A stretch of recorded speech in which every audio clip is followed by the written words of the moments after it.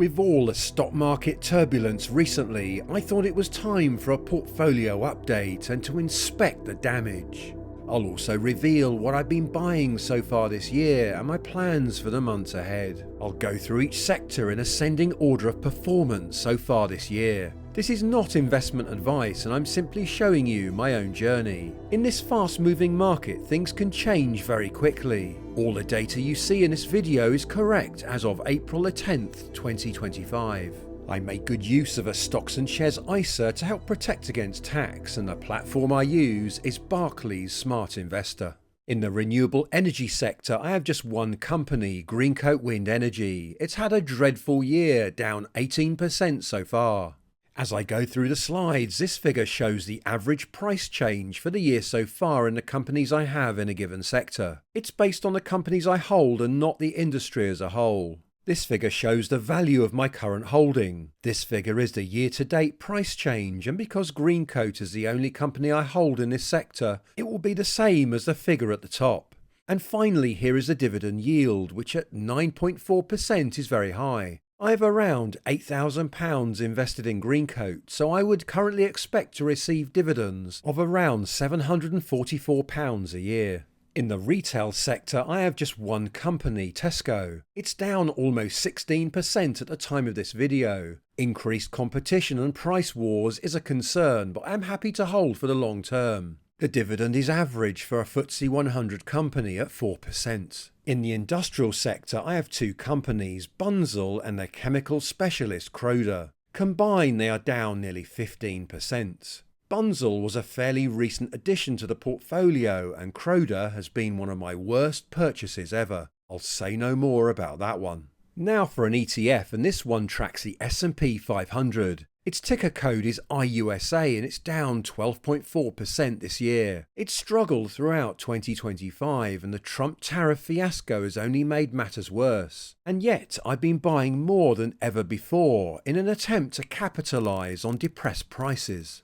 In the mining sector, I have only one company, Rio Tinto. It's down nearly 10% this year.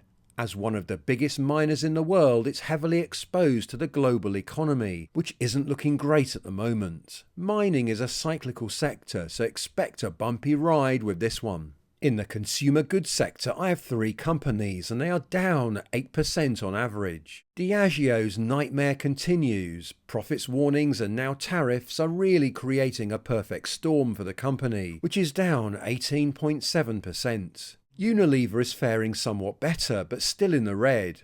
Haleon, which used to be part of GSK, is also slightly down in 2025. Next is my world ETFs, and I have three of them. VWRL is basically like owning the whole global economy in a single share. VHYL is similar, but focuses on companies paying higher dividends. And finally, I have my current favourite of the three, which is VEVE, and this one focuses on companies in developed markets. I've been buying plenty of this one while prices are low. In the oil and gas sector, I have two giants, BP and Shell, which are down 7.6% combined. Oil and gas is another cyclical sector, so expect a roller coaster ride. The dividends are decent and I've been buying more BP recently.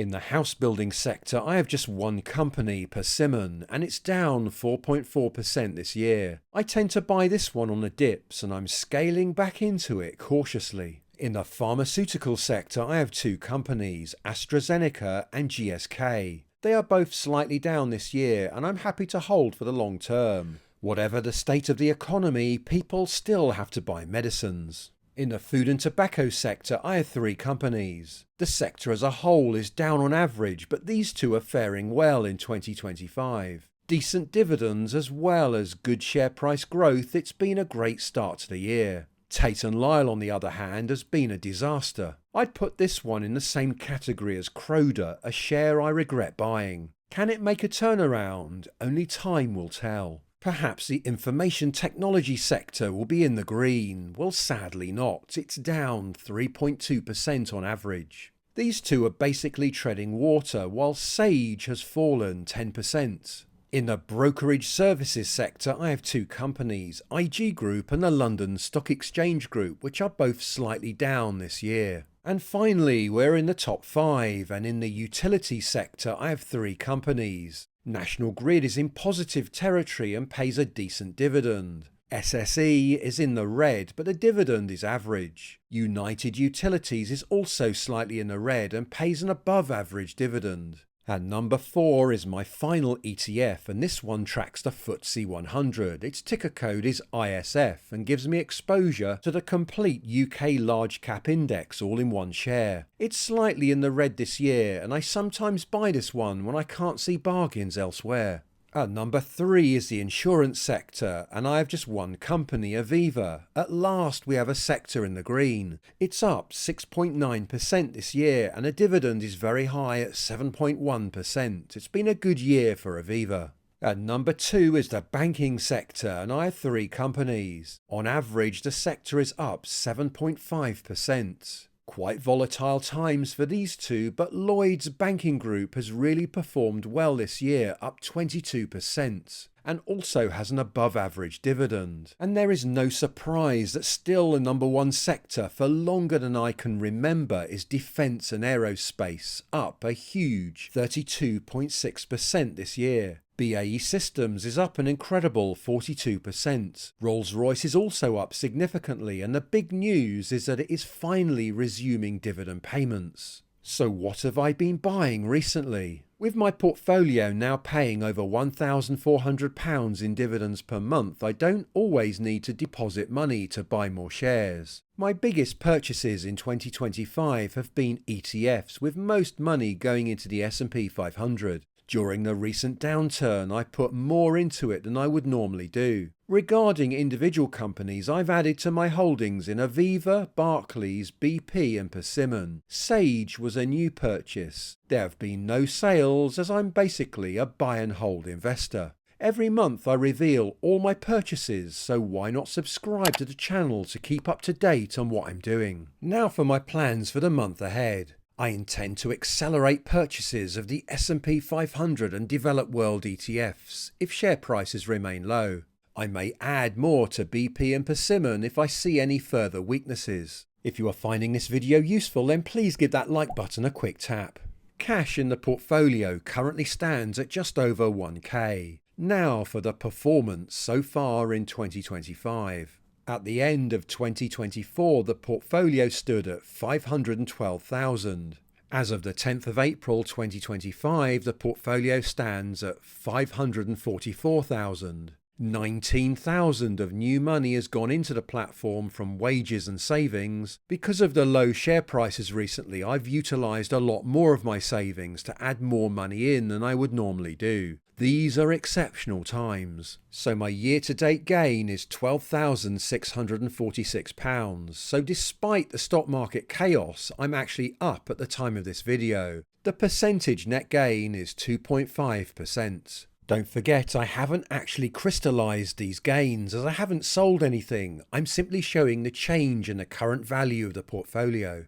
I'll now compare the performance of the portfolio this year with other indices, and to do this fairly, I'll strip out any dividends I've been paid so far this year. With the dividend payment subtracted, the share price growth alone is up 1.7%. You can see in this table a portfolio has outperformed the FTSE 100, 250 and all share index. And it's also beaten a typical S&P 500 ETF and an all-world ETF.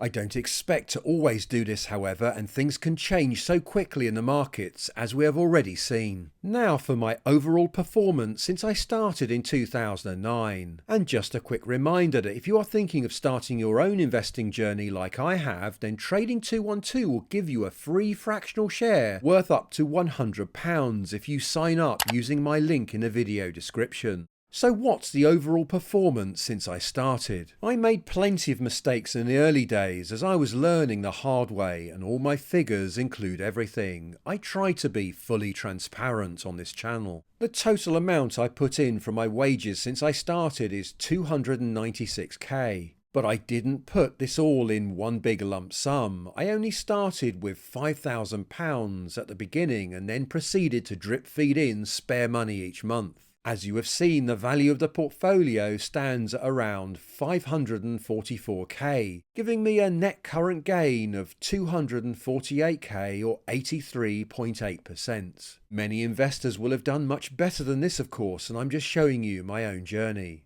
Not only does the capital of my portfolio grow over time, but it also pays a stream of dividends, which I could use to pay all my bills. To see how much it now pays me each day, click this video here.